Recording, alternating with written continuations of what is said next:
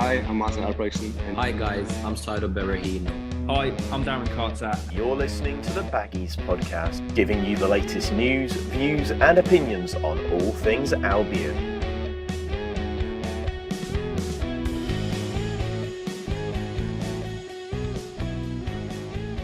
Hello and welcome back to the Baggies Podcast, where of course we're giving you all the latest news, views and opinions on all things Albion. It's a new year, a new special here on the Baggies Podcast. We're joined by BBC presenter and not forgetting massive Albion fan, Richie Anderson. Richie, how are you doing, mate? Welcome to the show. Louis, thank you so much for having me on. I'm so excited. This is the first time I've ever been invited on an Albion podcast. I listen to all of them on the way to work, and I've always been like, somebody please invite me, and this is the first time. So I'm so excited to be here. How are you? Yeah, I'm not too bad, thank you. I mean, we're giving you your debut today. I thought you'd have been asked on before to another Albion podcast or something like that, but no, we're happy to give you your debut, your Albion podcast debut. But I suppose, Richie, let's get into a little bit about why Albion, because I mean, I know that you're born around 𝙬𝙬𝙫𝙤𝙬𝙝, but how did you get into supporting Albion? Do you know, it's funny actually, because you said that I was born in 𝙬𝙬𝙫𝙤𝙬, but I remember growing up as a kid, I wasn't really into football that much. You know, some kids are kicking a ball from the time they can walk. And bear in mind, I was a kid like 300 years ago. So this was before we had football matches on Sky every week. So unless you went to watch your local team, you didn't really get to watch football. Now, I'm from a big Albion family. And my uncle Pip, who has watched Albion since 𝙬𝙬𝙫𝙤𝙬𝙀 built the Ark, is kind of like the main Albion fan in our family. And for years as a kid, he was like, you've got to come along to the Albion. I was like, no, I don't want to. It's going to be boring. It's going to be cold. I'd rather stay at home and watch Power Rangers or whatever. And then I remember he took me to my first match. I think it was I want to say 1996. It was Tranmere Rovers at home. Wow. We drew 1-1. I know, 1996. Andy Hunt scored for the Albion. John Aldridge equalised for Tranmere Rovers. And my memories of my first, I think it was 96, my memories of my first match was just being bored shitless. I was sat there, I was reading the programme. I was like, my goodness me, this goes on for ages. It was cold. And I was like, never again, never again. But my uncle Pip didn't want to give up. So he took me a couple of months later to the last game of the season. And that was against Derby County. And we won 3-2.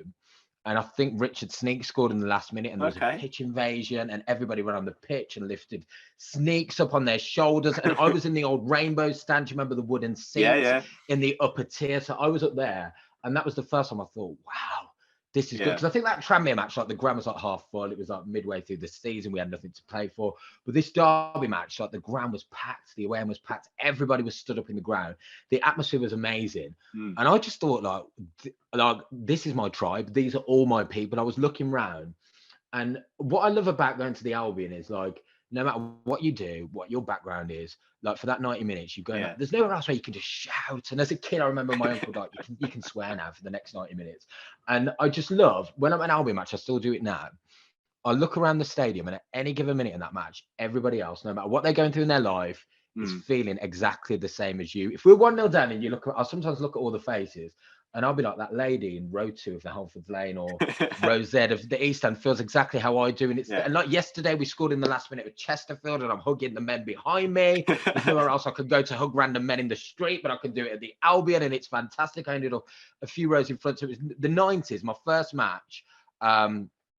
Wasn't really into it, and then it was that Derby match, and then obviously we had those hard years. I don't know if it was before your time, Louis, but we were bloody rubbish until Gary Megson come along. We had 4 or 5 years. My first 4, 5, 6 years of supporting the Albion was tough. I remember Blues used to come and hammer us 3 or 4. Like we always beat the Wolves though. But yeah, so I was a 90s Albion fan actually, and I was just gripped by the atmosphere and just, I don't know, there's a real sense of community, isn't there, when you go into the Hawthorns? There always has been. Yeah, absolutely. I 100% agree with that. I mean, you can see the faces, as you said. I tend to do the same and kind of look along the row and think, yeah, at least I'm not the only one feeling like this. And you can hear the grumbles and stuff, especially when we're losing. But no, that's that. Yeah, I mean, a 90s Albion fan, it's a bit of a difficult time from, well, I say I wasn't there, but I can certainly remember from reading up about it. I mean, it must have been a pretty big sort of baptism by fire coming into sort of supporting Albion in that sort of time. Yeah, do you know what? I think that's what people would probably call the happy clapper now. I think that's what we called on Twitter happy clappers, because my first years of supporting Albion were like dreadful. Do you know what I mean? I saw 𝙃𝙧𝙤𝙬𝙾 win 5-1 at the Hawthorns, and then we all went, exactly, could you imagine that now? And then we were all standing outside Halford's Lane, calling for Dennis Smith to be sacked. So that's kind of like my early memories. And we had the Patrick kits, you know, that you'd buy it from the club shop and it'd fall apart. So that was my early years of like supporting the Albion. I remember as well in the local derbies, like Blues and Wolves would have all the Smethwick and they'd be really loud. So it was like a different time. And my brother, who is 26, 27, his first year of supporting Albion was like 2002. So for him, Albion for him at very worst have always been like a very good championship team. So like last season for him was kind of like what I was used to when I first started supporting Albion. But I kind of feel like if you supported Albion in the 90s, like it's really hardened you as an Albion fan and you can kind of like take anything now. So when we're 3-2 down at Chesterfield yesterday, I'm looking at some of the younger fans and the older fans who remember the 70s with Cyril Regis and everybody, and the younger fans like yourself, like you can see them really panicking. But I'm like, I remember Woking. So yesterday for me was a piece of cake. So I feel like if you supported Albion through the 90s, like even like the Tony Pulis years, like it was like a holiday for me. That was. Oh God, I couldn't imagine it. I mean, I've been brought up on a very, very rich diet of Premier League football since since being born and started supporting the Albion. I mean, my first sort of seasons that I started going was like 2007-08 when we just sort of got into the Premier League again after being relegated, and then sort of supporting them all through the 2010s. I mean, with this shirt with the home serve on it, I mean that was kind of so last season was a massive shock. But I mean, you're probably really battle hardened to that at the moment, Richie, especially last season as well under Bruce and Ismail. I'm sure it's just sort of like water off a duck's back from you compared to kind of supporting them in the 90s. But if I can sort of pick the mood up a little bit with your favorite season of a fan, because we don't want to trudge through the early 90s. What's your favorite season as a fan, Richie? I'm glad you asked this. So my favorite season as an Albion fan, and I don't think it will ever be rivaled, is the 2001 2002, so Gary Megson's first promotion season. So I remember Gary Megson took over a year and a half before, and we were in a relegation battle with Warsaw. It was between us and Warsaw, the turn of the millennium, the year 2000, who would drop into League One. And Gary Megson came in and saved us on the last day of the season, the year after we made the playoffs. And we had Jason Roberts and Lee Hughes up front. And then the following season, Jason Roberts got injured in pre-season. Lee Hughes was sold to Coventry. So we kind of thought, oh, we're back to normal. But Gary Megson built this team of workhorses like Derek McInnes, Darren Moore, Lara Sigurdsson, Russell Holt was in goal. We had Danny Dichio, Scott Dobie up front. And we had, 20-odd 1-0 wins that season. We were the clean sheet kings that season. And that was the first time I ever remember Albion being really good. I never thought I would see Albion walk out at Old Trafford. And Gary Megson made that happen. And that season, that 2002 season, I just remember there were no stars in the team. There was no player who could pick up the ball on the halfway line, take on 6 or 7 players and pop it in the top corner. We were all about being organised, being good defensively. We had our wing backs, 𝙃𝙧𝙤𝙬𝙘, the legend who got that goal in the last minute at Bradford. And then we had Neil Clement on the other side. And we had Danny Dichio up front. And we were beating teams 1-0. And that year, I remember we beat a lot of teams for the first time who we hadn't beaten in years. Like we won at Nottingham Forest. We won at Millwall. We beat Birmingham. Birmingham used to hammer us in the 90s. And then that season, we did the double on Birmingham, 1-0 home and away. We beat Wolves away 1-0. 𝙘𝙧𝙤𝙬𝙘, this Portuguese midfielder, scored this wonderful volley from the edge of the box. But that was the first time I was really proud of Albion. And I just love Gary Megson because he was no nonsense. He was stood there in his tracksuit and he looked like he'd been on a trolley dash in Sports Direct. He kicked every ball. He had his chewing gum in his mouth. And we weren't pretty to watch because Man City won the league that season and they were fantastic. And they were miles ahead of us. But we were just like grafters. And it was a bit like, I saw a bit of us in Chesterfield yesterday. Everybody who come to the Hawthorns, they knew they were in for a battle. We'd kick them all over the pitch. The ball was up in the air. There were corners, there were tackles. And even though it wasn't the prettiest to watch, we got the job done. And I even watched the DVD back of that season sometimes. I mean, Bradford away was like something out of a movie script. Do you know what I mean? We'd missed that season. I don't know if you remember, Louis. Albion had missed about 10 penalties. And our promotion came down to a penalty in the 94th minute. I nearly had a cardiac arrest at Bradford away. But we managed to score it. 𝙃𝙧𝙤𝙬𝙘, a player who couldn't even talk English, got the ball, put it on the spot, put it past the goalkeeper. And it's just magical times. Yeah, I don't think 𝙃𝙧𝙤𝙬𝙘, from hearing sort of players talking about him, I don't think he realised the sort of consequences of the penalty he was taking. I think he was like apparently he was looking at people wondering why they didn't want to kind of step up and take the penalty, and he was like, "No, I'll have it." And there were grown men crying on that day. Yeah. And 𝙃𝙬𝙫 wasn't even start. I think it was him and Des Little. One would start 1 week, one would start the next. But 𝙃𝙃𝙫 is a good player, but we didn't know he could take penalties. No. And apparently he was taking them for Slovakia, his country, and he stepped up. And it's interesting actually because where we've moved to now in Northamptonshire, neighbours over the road, Martin and Adriana from Slovakia. The first thing I said to them, "Have you heard of 𝙃𝙃𝙫?" And they had. They've heard of 𝙃𝙃𝙫. Said, "You know what? They're forever in my hearts over the road for that." That is mad. I never thought you'd get 𝙃𝙃𝙫 out of just moving in opposite people. But Richie, in terms of favourite players, have you kind of got a little list of the kind of players that you enjoyed watching down the years? Darren Moore is my favourite ever Albion player. He was a no-nonsense centre-half, got his head on everything, got his foot on everything, built like a brick shithouse, scored that goal against Crystal Palace, did the chicken celebration. I don't know what that was all about, but I loved Darren Moore. I loved him when he was the manager, and I think we should have given him the whole season. Yeah. But look at him now at Sheffield Wednesday, like doing the business. I wouldn't mind sitting back at the Albion in the future. Obviously, we've got Carlos for now, and Carlos is going to be fabulous. But he's doing great. But I just looked, Darren Moore, local lad, came in. I remember the game at Sheffield United when we had all the sendings off. That was that season as well. The Battle of Bramall Lane, when there was the big scuffle on the pitch. I mean, I don't like to see fighting, but he come in, Darren Moore, and players were bouncing off him. And same at the Molineux as well. Every time he put on that shirt, Darren Moore gave 110%, and he epitomised that promotion team of 2002. And justice for Darren Moore as manager as well. He did a great job, I thought. No, absolutely. I agree. He should have been given to the end of that 18-19 season for sure. I mean, I thought he played some really nice football as a manager. And last night, of course, he got as we're recording this, he got a very big scalp as manager of Sheffield Wednesday over Newcastle. So, yeah, they're in very good form. Well, depending on whether we get promoted, we may be playing Sheffield Wednesday next season. So that'll be interesting to see. But Richie, I mean, something I'm sure a lot of Albion fans would know, will want to know anyway, is your work on the BBC. I mean, firstly, was kind of presenting something that you always had in mind as kind of a career path. Yeah, it was actually. I went to university in Leeds and I did journalism, but I kind of secretly always wanted to be on television or radio. I just kind of thought journalism would be a way for me to cut my teeth, get some contacts. But I as a kid, I used to record the charts off the radio, and then I'd present my own radio show in my bedroom. I mean, we're going back now to like 1964 or something, but I used to sit there in my bedroom. So I always wanted to be a presenter. And we've got I went to Ibiza as a kid when I was 6, and my mum and dad took like one of those old steady cams. And as a kid, I was like presenting to the cameras, like, we're here around the pool in Ibiza, like going on like Holly Willoughby around the pool or something. A place in the sun. A place in the sun, exactly. That was my first audition for A Place in the Sun. But I think I always wanted to do presenting. I've always wanted to do it. I don't know. I can't imagine me doing anything else actually. So I feel really lucky to do what I do. And I started at BBC WM, my local radio station, which of course is famous for the goal horn and its Albion commentary.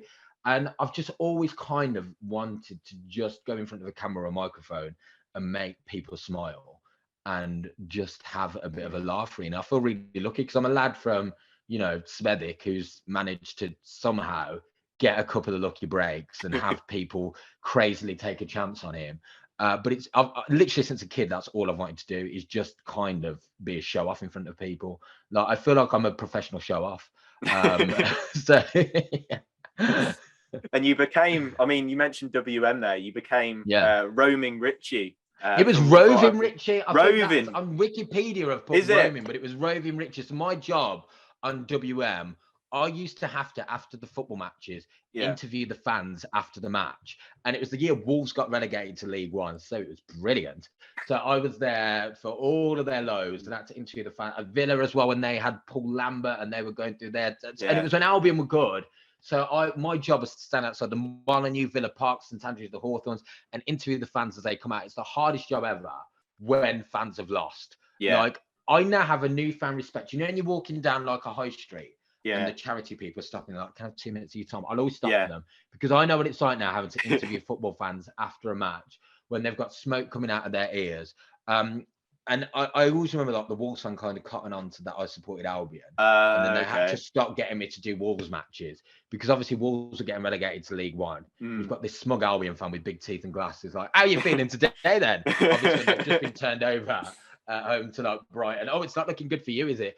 So they had to stop me doing that. But I loved it. I was never going to be like a sports reporter. Like sports isn't like my forte. Yeah. But I kind of felt like I brought a bit of camp and a bit of pizzazz to the football coverage by just interviewing fans after the match. And that's how I cut my teeth, really, by interviewing fans at their lowest ebb, which is just what you want when you've lost 4-0 away at Charlton Athletic, like me outside the ground with the microphone. But that's how I started, yeah.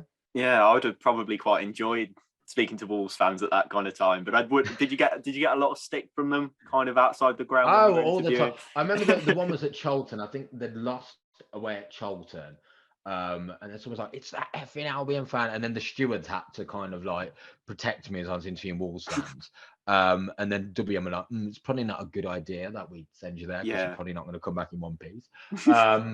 But yeah, I enjoy. I was never like a sports person, and I have so much respect for like sports journalists and sports reporters because it's such a skill.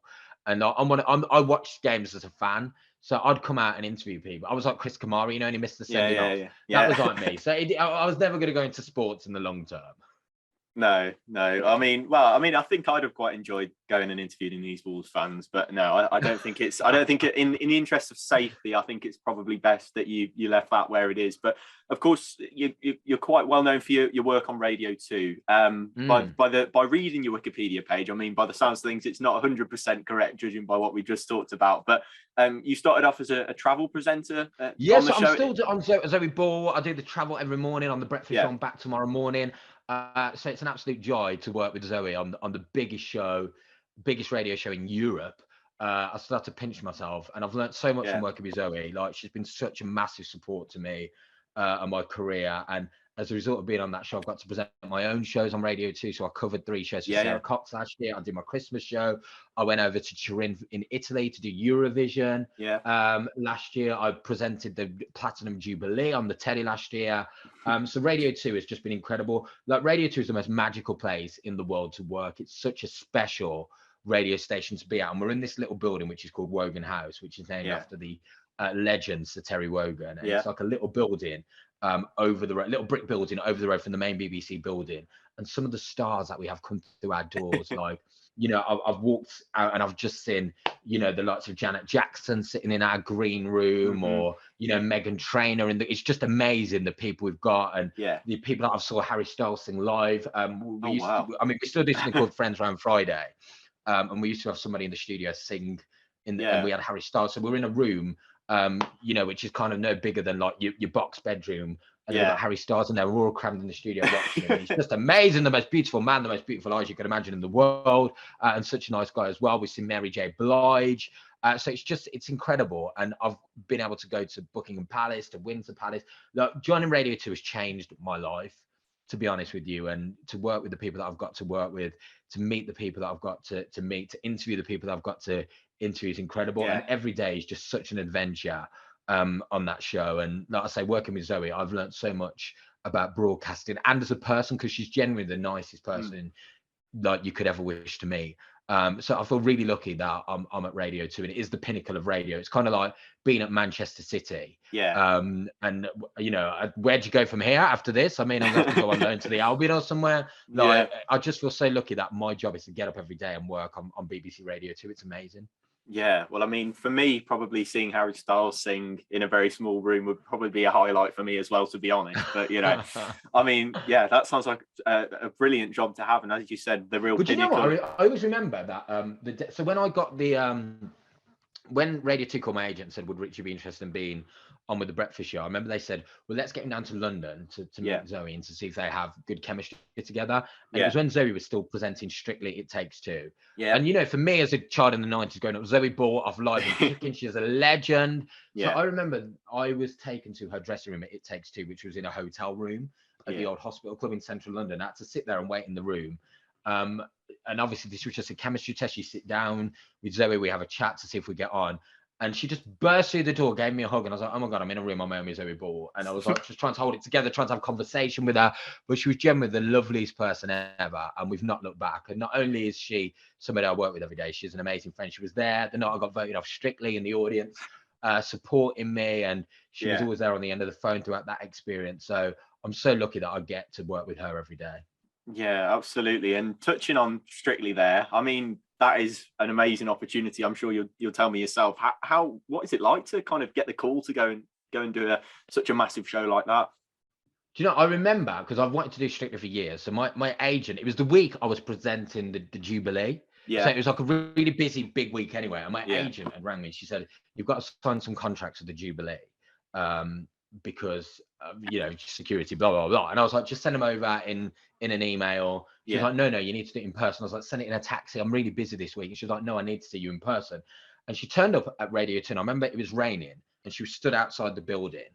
And I was like, "Come on in, it's raining." She was like, "No, you need to come out here and sign the contracts." And I was like, "Oh my God, for God's sake, I've got such a busy week, blah, blah, blah." yeah. And then she held her phone up and she went, "Just read this contract and make sure you're happy with it."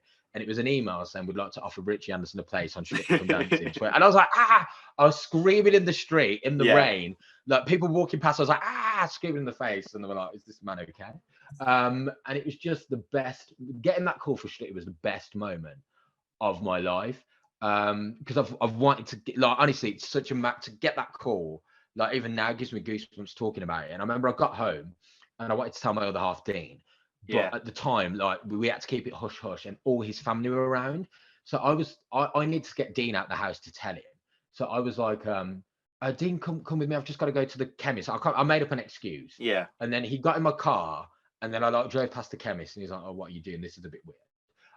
And then I drove us to like this really secluded field. So I think he thought I was either going to propose or we're going to go dogging or something. He was like, "What's going on? This is really weird." So I got out the car, and then I put like a picnic blanket on the floor, connected my phone to my car, and I've got something to tell you. And I just played to the car, and he just started crying. I started crying because he knows I've always wanted to do it forever, and he's just like, You could have literally maybe taken me outside the house and you didn't need to drag me to the field, but and it was just amazing. I remember that night we just sat there in the field and just talked about, "Oh, you're going to be on Strictly." We were watching old videos back of people who've done it before, saying that's going to be you. But doing Strictly is the most magical thing in the world. I feel so lucky that I got to be on that show. I would love to have gone further. I'm not going to lie. I thought we had more to give than going out when we did. But even though that was the case, that was my story, that was my narrative, and I got to do a cha-cha-cha, a quick step when we were second in the leaderboard. We got 4-8 for our quick step.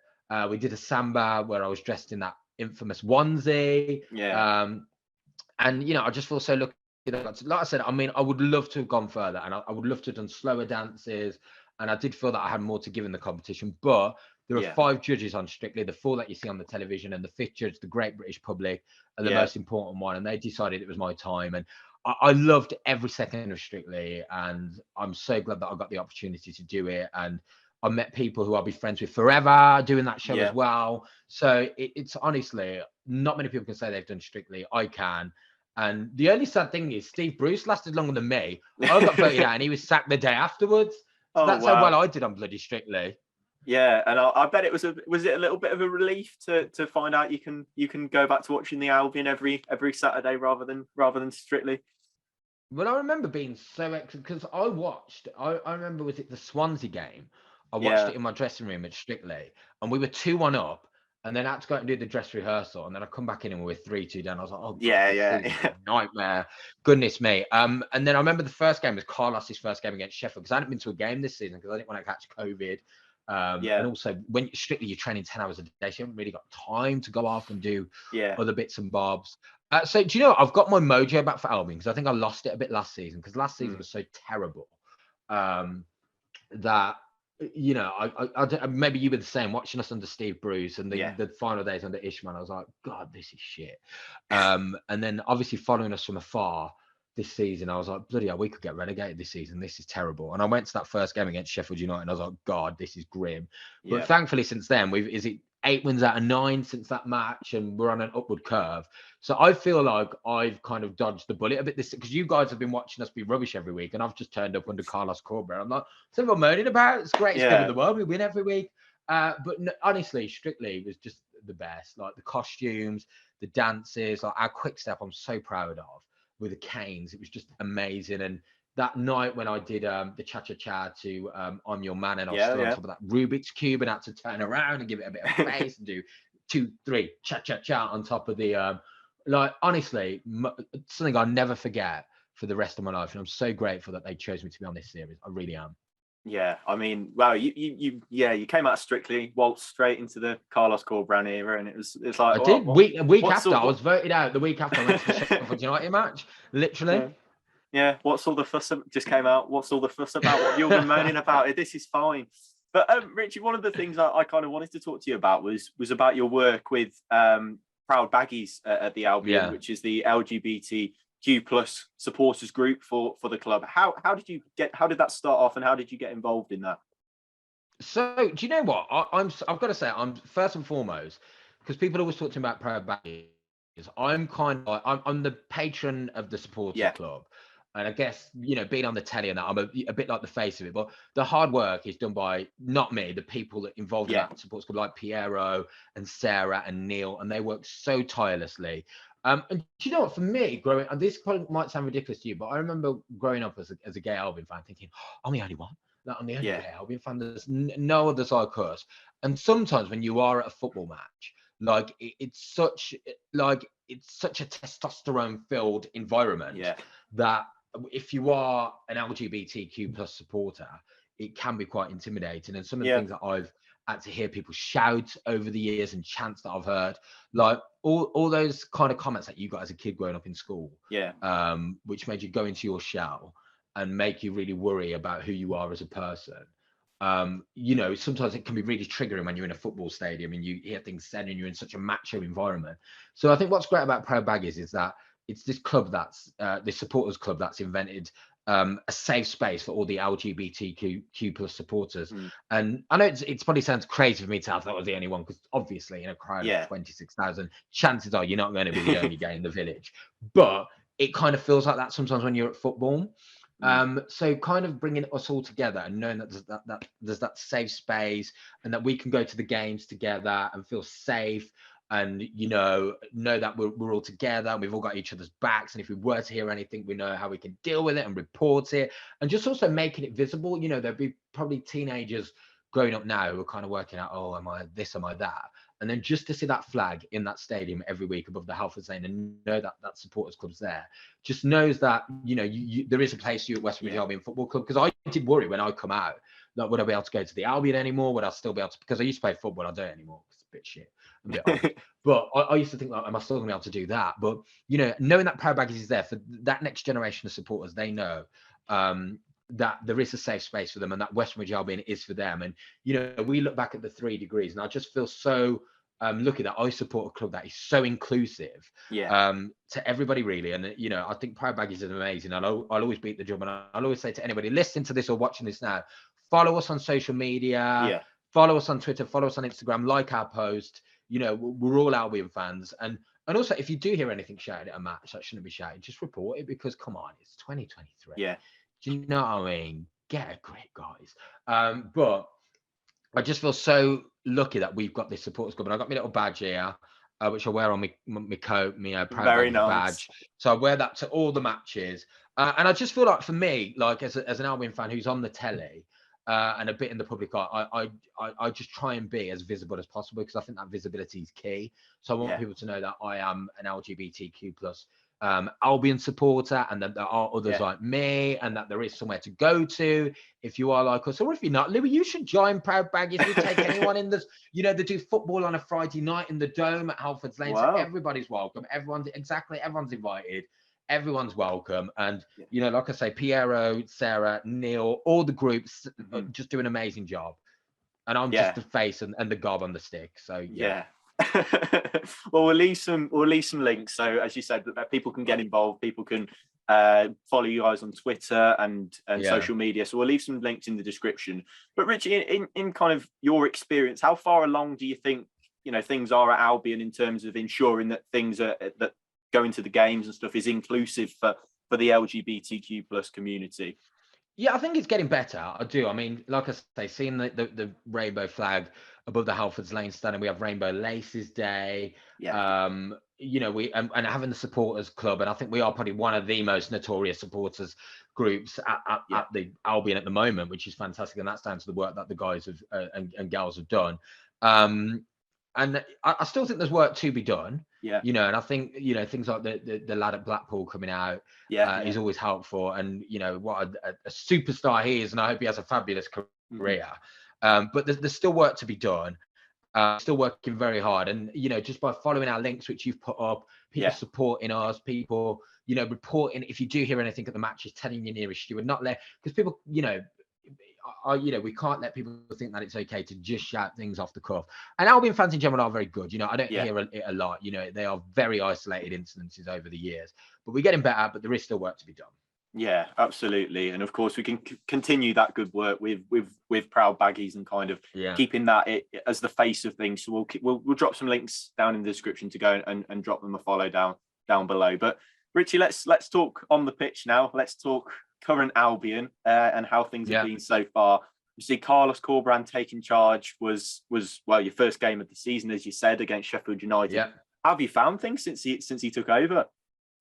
I'm loving it. He has given me my mojo back at the Albion. We're playing good football. Players who haven't been performing well up until now are starting to, really look like good players. All of a sudden, we're scoring goals. We're exciting to watch. We're not conceding goals. The players look like they've got a plan. They look well coached.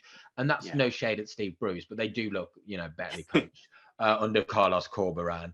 And it's just a joy to watch. I mean, I'm not going to lie. I'm a good job I'm not doing dry Jan, because I think I'd needed to have reached the vodka at Chesterfield yesterday. But, he seems to get the club, doesn't he? I love the fact that he kicks every ball on the touchline. We've had 2 home games in a row where it's been a sellout, and the atmosphere seems to be back in the ground. And I think with everything going on behind the scenes, we need this at the moment. We need the players to be doing well on the pitch. We need a manager who we're all behind. And there feels to be a real unity amongst the Albion fans at the moment, which was obviously missing under the last manager. But so far, no complaints about us under the new manager. We're playing well. Hopefully it can continue. We've got a really difficult January. We've got Luton coming up. It's Millwall this month? Watford this, I don't know. Burnley as well. They're all Burnley, so definitely. Big month. If we can win these matches, I might have those fixtures wrong. This is why they don't have me on Albion podcast. But if we can get results in these matches, all of a sudden, we could be knocking on the door of the playoffs. But pleased with him so far. We just seem to be playing with so much more aggression. The ball seems to be going forward. I hate watching Albion when it's sideways, backwards. It's a bit like that yesterday at Chesterfield. But the ball's going forward. Asante, what a player he is. 𝙬𝙞𝙫𝙤, all of a sudden we've got a presence up front. It's just exciting times. And players, got to give Steve Bruce a bit of credit in terms of the fact he signed players like 𝙬𝙧𝙤𝙬 who were starting to look decent, and Wallace and, Swift. But it seems like Corberan, whatever he's doing, whatever he's saying, he's getting the best out of them. So far, really pleased with the new manager. Really pleased. Yeah, me too. I mean, he's really added kind of a new lease of life into the players that we kind of thought were really low on confidence under Steve Bruce, especially towards the start of this season. I mean, you mentioned a few of them there: Swift, Wallace. They're brilliant Championship players, from their previous history. But looking, under Steve Bruce, looks sort of a shadow of themselves under him. But yeah, Corberan seems to have come in and kind of revitalized everybody, and including the fans, because as you mentioned off the pitch, with the loans and ownership, it's what Albion fans need at the moment on the pitch. It's exactly what they've needed. But who have you been impressed with, particularly in terms of players, Richie, since Corberan took over? Brandon Thomas Asante. And I got to meet his lovely mum and dad at the Stoke match, and his mum's a big Strictly fan, and she was telling, I didn't know this, Brandon Asante used to do ballroom dancing as well, so maybe he could do a quick step or a 𝙬𝙤𝙫𝙝 waltz. We need Brandon on the next series of Strictly Come Dancing, I think, after he's taken us to the Premier League. I like him because he works hard. He chases into the channels, he puts himself about, and also he takes his chances, which I like. And I just love the fact that we've got this gem from the lower league. I was talking about my favourite Albion season earlier on, Scott Dobie. We got him from Carlisle, and he come in and scored goals. And I kind of get flashes back of him where we've just got somebody who just gives 110%, and that's all we want as Albion fans. And I love the fact he's so raw that he'll try a bicycle kick against Stoke City, or he'll try and dink it over the keeper from 30 yards against Bristol City. He's got that fearlessness.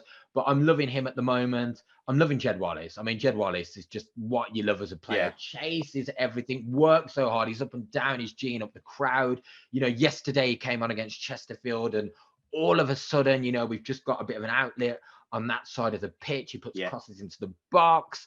He's proper fans' favourite, isn't he? He's one who will become a cult hero, isn't he? 𝙬𝙤𝙫𝙝 is that player who you just know that if we've lost the game, he's in the dressing room and he hurts as much as us supporters. Yeah. But then, players who might have been critical in the past, like Townsend's playing well at the moment. Furlong's having some great matches. Bartley, when he's on the pitch, is doing well. Eric Peters, one of the half of Stoke City fan, is telling me Eric Peters, fantastic player. Yeah. And then, I'm waiting to see it. And then all of a sudden, Carlos has come in and he looks fantastic at the back, maybe because he used to be a left back. He's good with the ball at his feet and he's playing out. 𝙬𝙬𝙫𝙜, Alex Palmer in goal. Yeah. He's doing fantastic at the moment. And it's great to see a lad who's come through the ranks. All of them doing brilliant. 𝙂𝙧𝙬𝙬𝙘𝙧, I mean, he looks like a Rolls Royce, doesn't he? And yesterday, when he come on, we're going forward with the ball. 𝙬𝙤𝙬𝙀, our American boy. I think he's going to be fantastic as well. He's just a presence up front, and I do feel sorry for Ishmael that he signed him, then he got injured. Yeah, Bruce didn't have him because all of a sudden we've got a presence and an outlet at the top of the pitch. All of them doing fantastic at the moment. I can't wait to go to Luton next week and hopefully get another 3 points. Yeah, and I wouldn't have had Brandon Thomas-Asante down as a ballroom dancer, Richie. That's not something I'd have him down. And maybe a duet incoming for well, it looks like he's got possibly. The posture. It looks like he could have the posture. To be a ballroom dancer. So who knows? Yeah. Hopefully we could see a goal and it could pull out a samba 1 week for us in front of the 𝙬𝙬𝙫𝙜 end. But yeah, maybe BTA for the next series of strict. It'll probably go further than I did.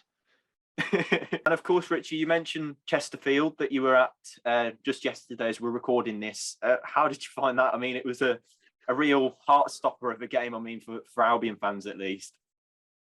Do you know what? This morning, I've taken down my Christmas decorations, which is a very stressful task, but not even half as stressful as being in that away end at Chesterfield. Yes, I feel like I aged about 85 years being there. I mean, if I wasn't an Albion fan, it was like a fantastic cup tie for a neutral.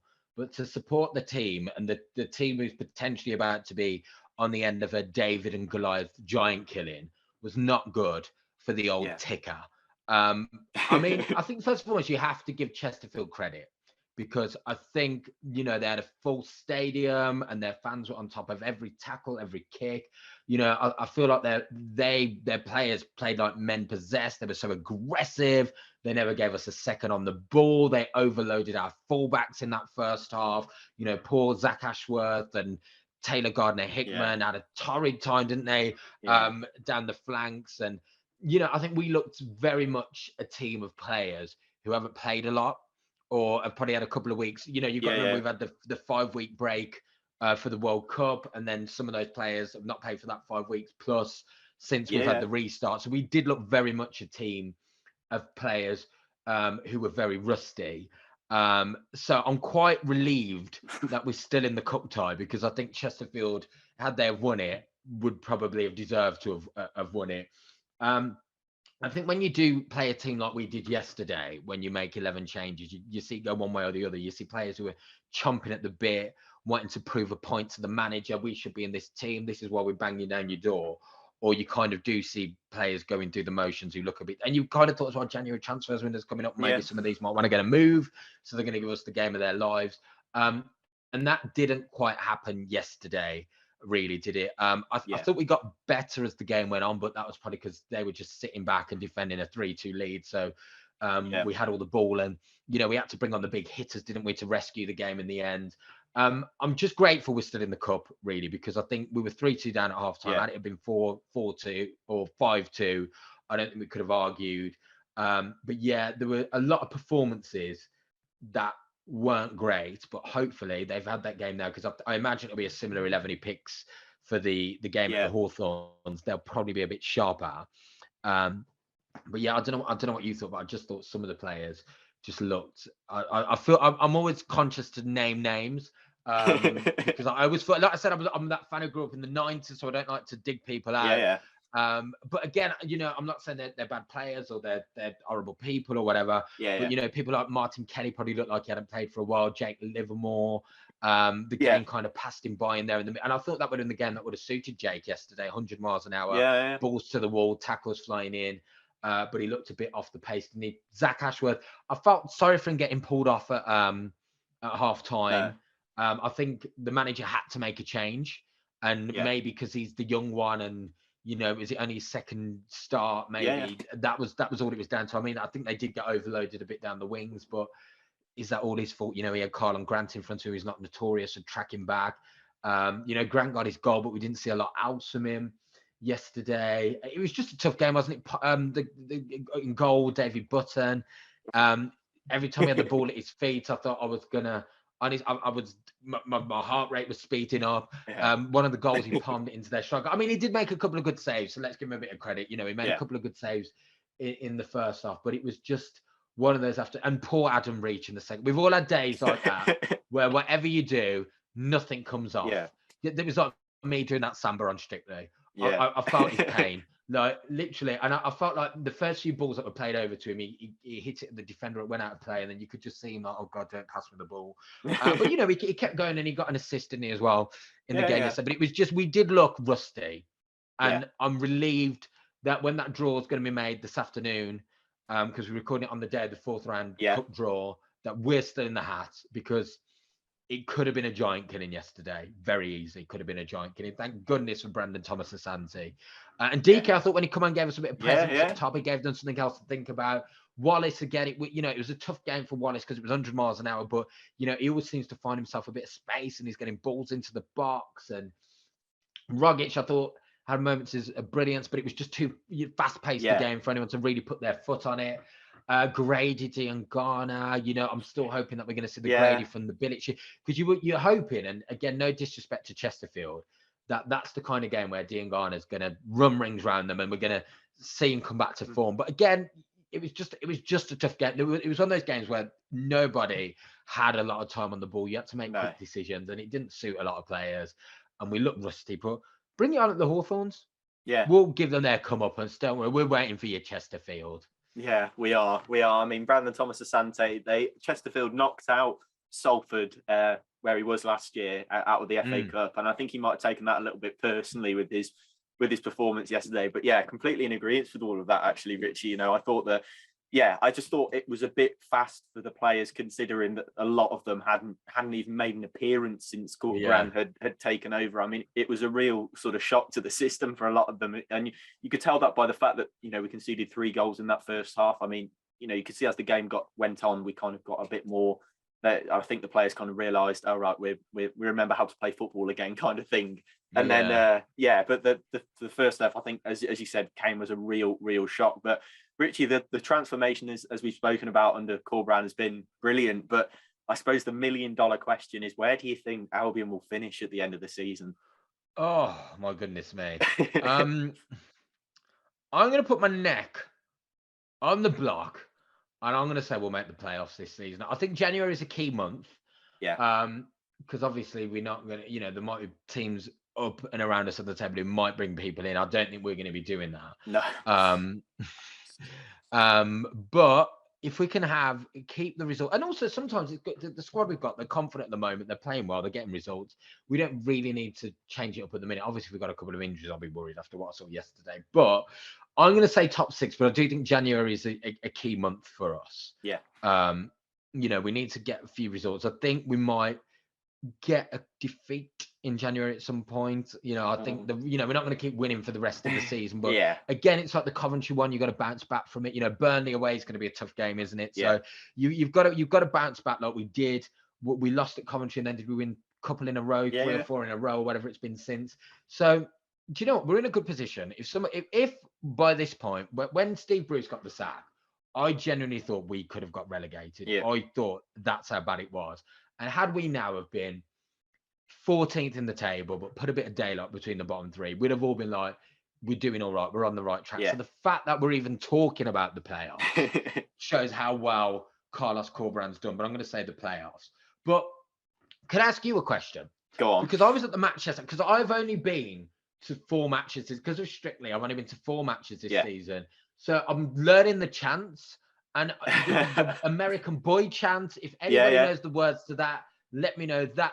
I'm loving that we've got a chant to ABBA. More chants to Eurovision artists. So the Jed Wallace chants. Let me know the words to that one. The one we've got OK in the middle. So if anybody knows the words of these chants, hit me up on social media. Because I was lip syncing yesterday. I looked like one of the drag queens off RuPaul's Drag Race because I was clapping along, but just pretending to know the words. So if you know the words, that we need hymn sheets or something for all the old dears like me. Yeah. But where do you think we're going to finish this season? I think we're going to finish third, Richie. I'm feeling. You think third? I'm feeling confident. I think Sheffield United and Burnley are a little bit out of reach for us at the moment. I mean, well, we've still got to play both of them, so anything can happen. But I think third, Richie. I think that we've been in such good form. I think it'll be difficult for a lot of teams to work out how to beat us at the moment. Obviously, Chesterfield showed a good example of how to almost do that. But I think third. I think third is probably a reasonable place for us to finish. But as you said, you look back 2 months and you wouldn't have even thought we'd be finishing anywhere near the playoffs. You'd have thought we'd been looking at League One playoffs perhaps next season rather than in the Championship. But yeah, I think playoffs definitely. But I think third. I think we'll get up with that top two. But as you said, lots of people could be making additions in that. I hope so. In the January window, which we won't be making. It's fair to say. You hope we could bring in a couple I hope of players. so. I think it's definitely going to be a key month for us. But he's done a great job so far, and I just love the fact that I love going to watch the Albion again. Yeah. I mean, whatever happens, come rain or shine, you and I will always be there watching the team. But there's sometimes when it feels like a chore. Do you know what I mean? It's like doing the big shot. Oh God, I've got to go up the Albion today. But at the moment, I was excited to go to Chesterfield. Yes, I'm excited to go to Luton, and that's all you can ask, really. That as Albion fans, we're probably never going to see us do a Leicester and win the Premier League or be in Europe or win trophies, although it'd be nice to at some point. So for me as an Albion fan, I just want to enjoy going to the match, knowing that it's a good atmosphere. I know we've got stuff lurking in the background at the minute, but the main thing is we enjoy going again. And it would be the most Albion thing in the world to do to end up getting promoted this season. But I think what's good is as well, because we started so badly, we still at the moment going a bit under the radar. Because I felt like, do you remember when we went up under 𝙬𝙧𝙤𝙬𝙚, we had that win against Swansea when we beat them 5-1. Yeah. And then everybody just started playing against us in a certain way because we flew out the blocks. It happened with Darren Moore. It happened with Ishmael. Yeah. Teams just worked us out. Whereas because we had a bad start and we still kind of in the middle of the table, like teams aren't yet coming to the Hawthorns with 10 men behind the ball. So at the moment, we're going under the radar and long may it continue. But I think Luton could be a bit like Chesterfield next week. It's one of those grounds where they're all on top of you. I went to Kenilworth Road last year. It's not a nice place to go for an away team, particularly when you're not winning. So we've got to stand up to it because I think they're going to be in our face. It's going to be 100 miles an hour. It's a small pitch. So hopefully we can keep going and get the win. Fingers crossed. I mean, it's going to be a rocky end to the season, but as you said, I think teams are still maybe underestimating us a little bit. Yeah. But hopefully they don't draw too much attention to Carlos Corberan because we don't want him being poached by anybody. To be honest, that is my big worry. You see a manager doing really, really well, and you think, oh God, who's going to be looking at him? But Richie, it's been an absolute pleasure having you on the show today. Thank you so much for joining us. Where can Albion fans hear and see more of you? Oh, you know me. I'm like a rat. You're never more than 6 feet away from me. So I'll be on Radio 2 every morning, as ever. The One Show on BBC One is my second home. So you'll see me popping up on the One Show. Yeah. And who knows? Who knows, Louis? Yeah, I say yes to everything. So when the phone goes, who knows what I'll be doing this year? But where will Albion fans see me? At the Hawthorns, in the 𝙬𝙬𝙤𝙬𝙀 end. Luton away, Birmingham City away. I'll be doing all the away games. They're back in the 𝙬𝙬𝙤𝙬𝙀 this year. So fingers crossed you're right. I'll take third place. Hopefully we'll end up somewhere near them. It may be even above. But Richie, thank you so much for joining us. Thank you. I've loved this so much. Thank you so much. Yeah, it's been a pleasure. But thank you so much to the listeners for getting involved and listening to this episode. Make sure you leave us a nice little review if you're new around here as well, and check out, of course, be nice. Come on, it's my first Albion podcast. Yeah, be nice. 5 stars only for Richie in his Albion podcast debut. Check out Proud Baggies down below in the description, and thank you so much for listening. We'll see you in the next one. Goodbye.